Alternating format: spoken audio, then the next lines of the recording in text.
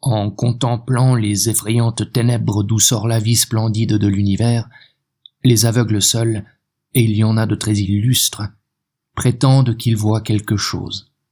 Ils vont même jusqu'à raconter leurs visions aussi fantasmagoriques que celles de ces enfants qui appuient les deux mains sur leurs paupières fermées. Quant aux clairvoyants, et il y en a de très humbles, bien qu'écarquillant les yeux, ils reconnaissent qu'ils ne voient rien du tout.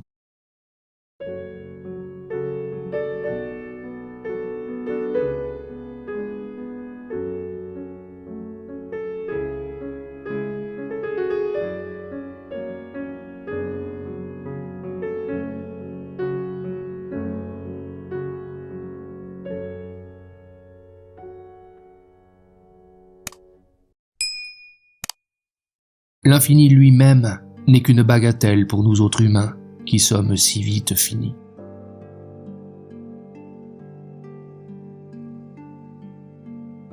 Nous qui vivons, nous sommes dans la gueule du monstre éternel. Il nous mâche, en attendant qu'il nous avale, nous digère et nous absorbe.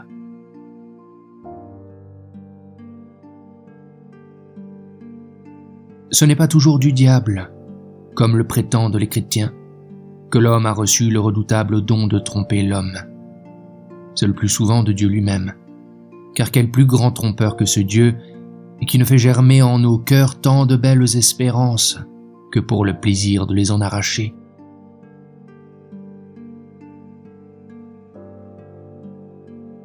Singulière aberration que celle de l'homme s'imaginant qu'il est la plus haute expression de l'univers après Dieu, quand il est tout au plus le premier parasite de ce grand corps animé, incommensurablement plus animé que le sien, et qu'on nomme la Terre, laquelle est elle-même l'un des moindres parasites de l'infini.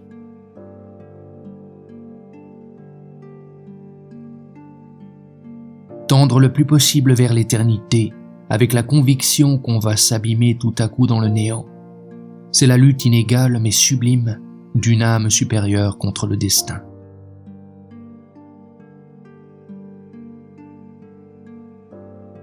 L'univers est une toile en perpétuel tissage, sur laquelle les hommes s'agitent un instant, comme autant d'ombres chinoises, jusqu'à ce qu'ils se perdent à jamais dans la trame.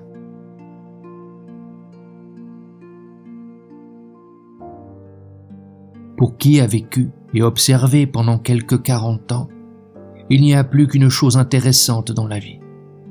On en voudrait enfin trouver la clé, mais elle est à jamais introuvable.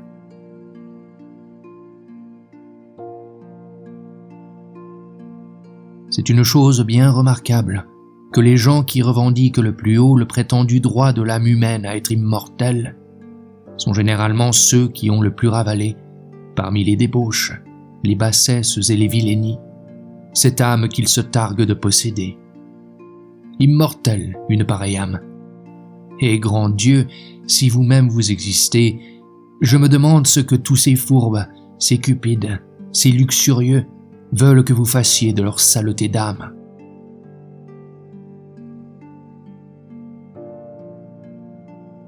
En tout lieu, l'amitié n'est que le chassé-croisé de deux égoïsmes très bien masqués.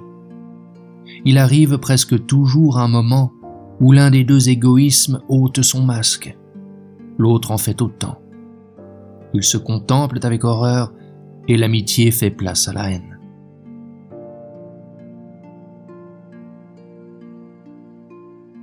Avoir de l'humanité, c'est pratiquer dans leur plus raffinée délicatesse les devoirs de l'homme envers l'homme. Un homme qui a réellement de l'humanité s'étudie à ne rien prétendre qui puisse entraîner non seulement un malheur, mais une incommodité pour les autres.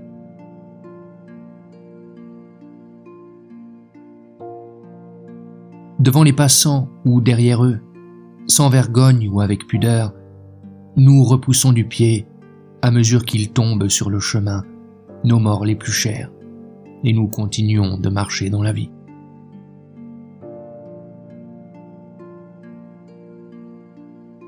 Quelle niaiserie ou quelle impudence chez ces gens qui, coulés dans un moule vulgaire, veulent qu'une personne originale cesse d'être soi pour leur ressembler, sous prétexte qu'eux-mêmes ils ressemblent à n'importe qui.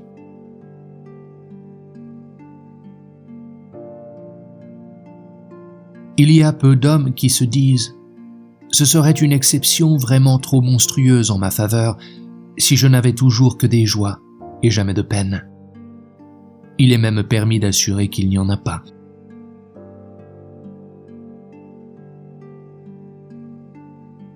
Sur la pente rapide de la journée, cette montagne idéale dont la base est le matin, l'homme, le pauvre homme, va toujours remontant aussi vainement sa lourde pierre. Et chaque soir, elle dégringole avec lui dans le sommeil jusqu'au lendemain où il doit recommencer. Mais plus heureux que Sisyphe, il n'a point là de supplice éternel, et tôt ou tard, soit à l'ascension, soit à la descente, son cœur s'arrête, et la pierre s'arrête tombalement sur son cœur.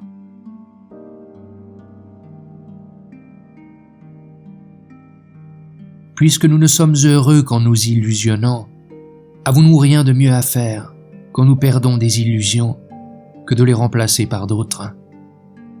Et c'est ainsi que nous faisons, même involontairement, et jusqu'au bout de notre existence, si bien que notre bouche, quand elle se tord dans l'agonie, est encore tout enfarinée d'espoir.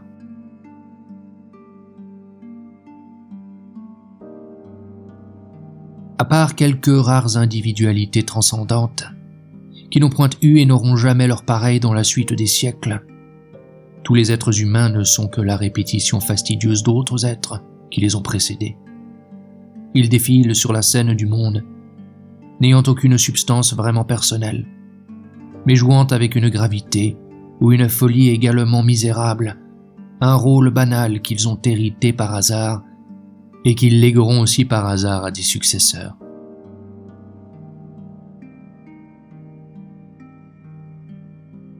L'homme reste toute sa vie enfant, mais avec l'âge il va toujours changeant d'enfantillage.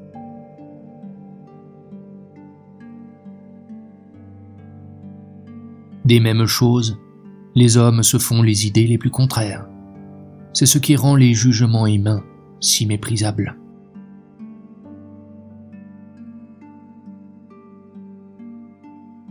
Le bon sens est pour chacun de nous le sens dans lequel il marche.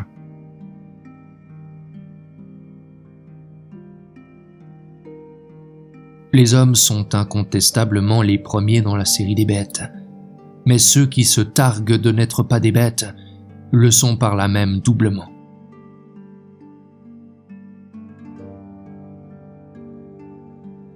Il faut de bonne heure apprendre aux enfants à faire le bien par amour-propre et à ne point faire le mal par respect d'eux-mêmes. Ce sont là des mobiles contre lesquels rien ne prévaudra.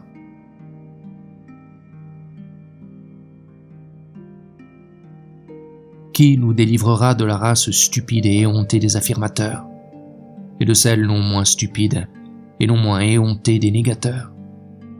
Il n'est permis que de douter.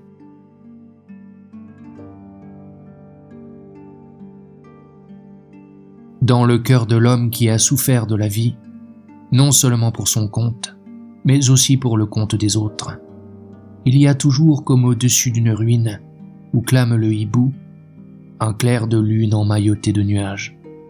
Jamais par un plein soleil, le chant de la cigale à travers les oliviers.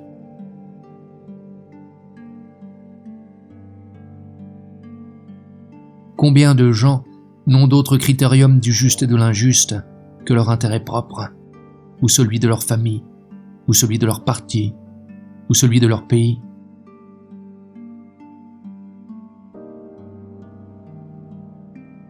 De toutes les choses humaines, si délicatement qu'on les perce, pour peu qu'on les perce, il ne reste qu'un trou.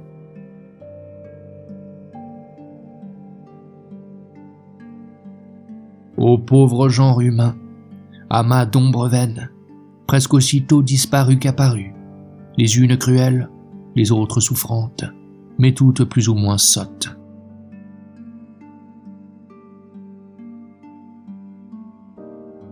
J'ai regardé la société de face et de profil.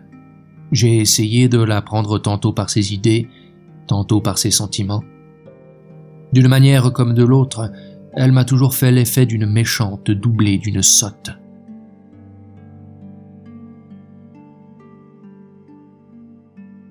Jusqu'à l'état de cadavre, Les pauvres travaillent pour les riches. Ce sont les cadavres des pauvres qui font pousser les fleurs cultivées alentour de la tombe des riches.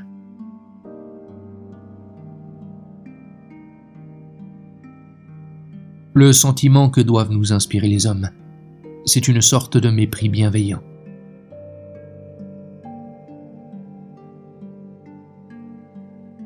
Tous les jours, la société punit des crimes dont elle est plus coupable elle-même que les individus qui les ont commis.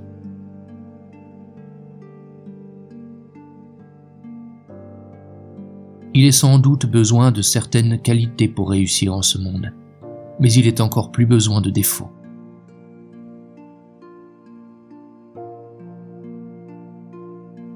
C'est une chose aussi triste que bizarre qu'il faille, pour se faire mieux voir des gens, leur jeter de la poudre aux yeux.